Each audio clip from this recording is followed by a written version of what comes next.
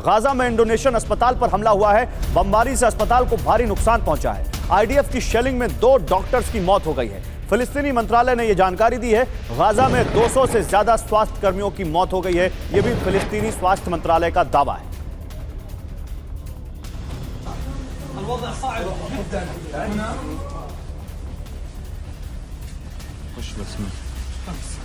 और इंडोनेशियन अस्पताल में आईडीएफ की गोलाबारी की एक और खबर आपको दिखाता हूं। अस्पताल पर गोले बरसाते दिखे टैंक्स।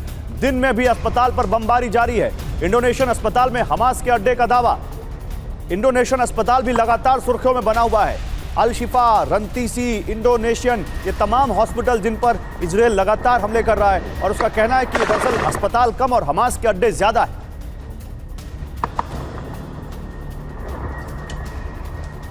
भारी शेलिंग से तबाह हुआ इंडोनेशियन अस्पताल। गोलाबारी के बाद आई अस्पताल के अंदर की तस्वीर। Car garage network great, claim cover great, price wait वाह, प्राइस भी great. Tata AIG car insurance, trusted नाम, फैंटास्टिक नाम। अस्पताल के मेडिकल इक्विपमेंट तबाह हो गए। देखिए भारी गोलाबारी से कैसे इंडोनेशियन अस्पताल में तबाही मची है। अस्पताल के मरीजों के कमरे, इमरजेंसी रूम सब तबाह हो गए।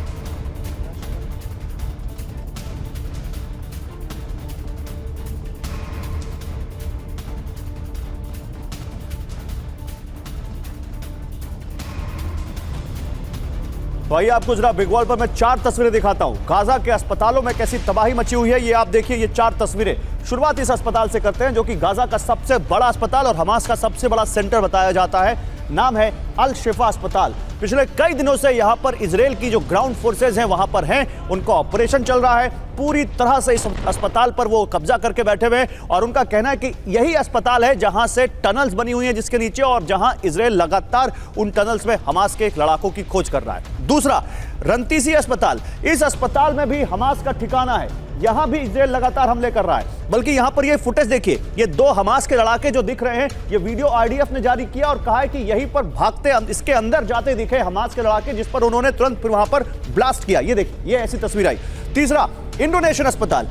यहां भी हमास का ठिकाना, हमास के हथियारों का गोदाम, हमास का कमांड सेंटर, ये सब है। ये कहना है इजरायल की सेना का, और इसके नीचे भी टनल्स बनी हुई हैं। और एक चौथा अस्पताल, अल कुद्स अस्पताल, जिसको देखिए कैसे खंडहर कर दिया है इजरायल ने।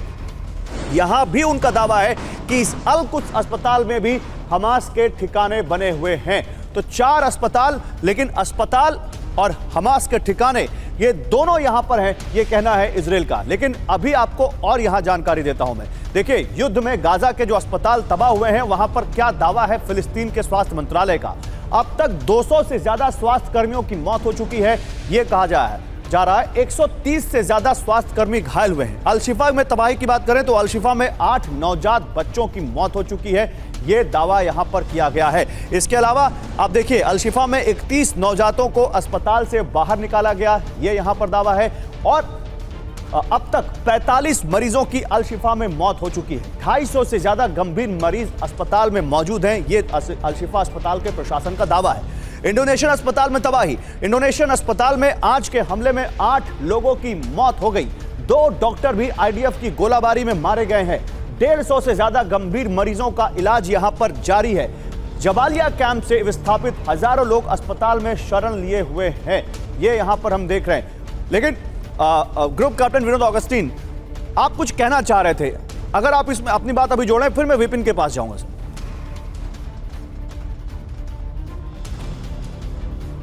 सर, आपकी आवाज नहीं आ रही, शायद म्यूट कर दिया आपने।